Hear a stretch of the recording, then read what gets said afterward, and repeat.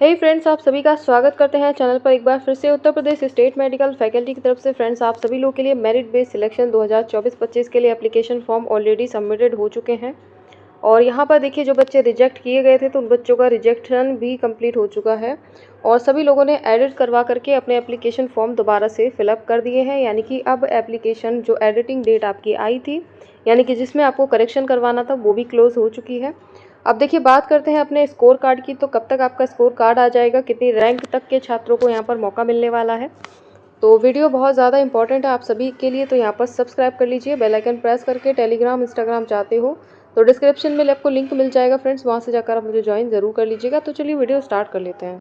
तो सबसे पहले तो देखिए फ्रेंड्स, अपनी ऑफिशियल वेबसाइट पर चलते हैं। वहाँ चल करके देखते हैं क्या कोई इन्फॉर्मेशन अभी तक आपके लिए यहाँ पर रिलीज़ की गई है या फिर नहीं। अप्लाई हेयर फॉर CPSP पर चलेंगे। तो जैसे ही इस पर क्लिक करेंगे फ्रेंड्स, इसको ओपन करने में थोड़ा सा समय लग सकता है, तो आप यहाँ पर इसको ओपन कर लीजिएगा। तो जैसे कि आप देख पा रहे होंगे कि आपका यहाँ पर एप्लीकेशन एडिट यहाँ पर रिजेक्टेड कैंडिडेट के लिए 13 जुलाई तक लास्ट डेट रही थी और इसके बाद कोई भी डेट को एक्सटेंड नहीं किया गया। ठीक है, तो कोई भी डेट यहाँ पर एक्सटेंडेड नहीं देखने को मिल रही है। अब बात करते हैं आपके स्कोर कार्ड की।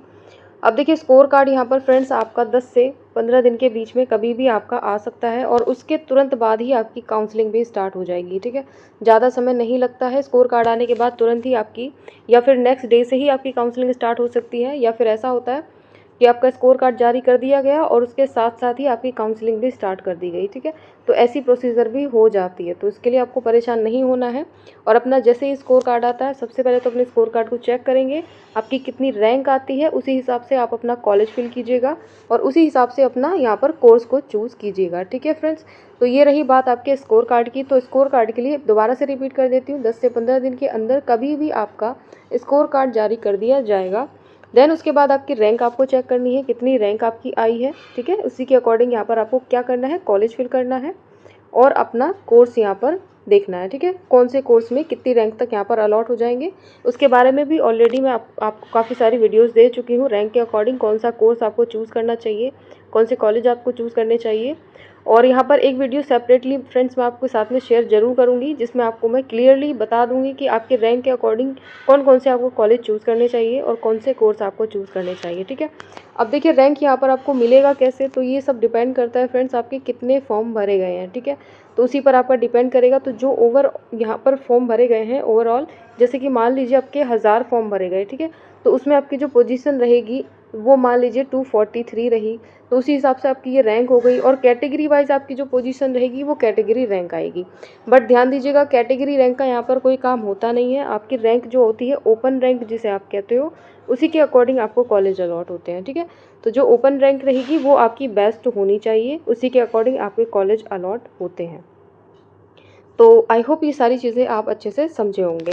देन उसके बाद देखिए, आप बात करते हैं यहाँ पर रैंक के अकॉर्डिंग यहाँ पर कितने बच्चों को चांस मिलने वाला है।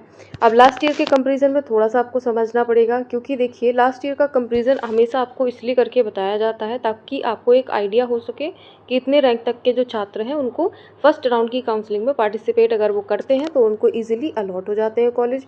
अब देखिए, मान लीजिए आपने कोई भी कोर्स चूज़ करने से पहले अपनी रैंक को नहीं देखा, यानी कि आपकी रैंक 2000 प्लस है। ठीक है, और आपको कोर्स चाहिए DMLT।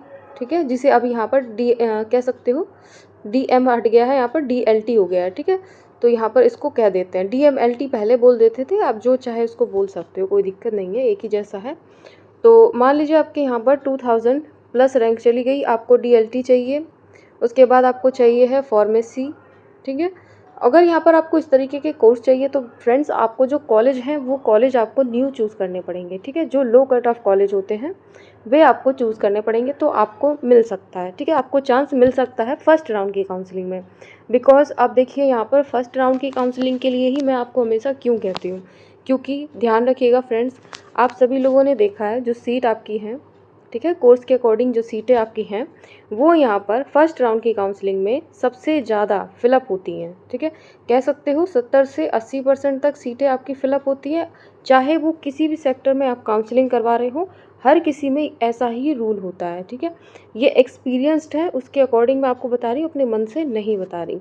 तो 70 से 80% तक आपकी जो सीटें हैं वो यहाँ पर फिलअप हो जाती हैं और सेकंड काउंसलिंग में बहुत कम सीटें बचती हैं, वही यहाँ पर कह सकते हो 10 से 20% तक सीटें बचती हैं, ठीक है। इसी तरीके से आपके सीटों का फिलअप होता है। और मॉपअप के लिए तो वही 5 से 10% सीटें बच जाती हैं, तो उन्हीं के लिए यहाँ पर क्या काउंसलिंग करवा देते हैं।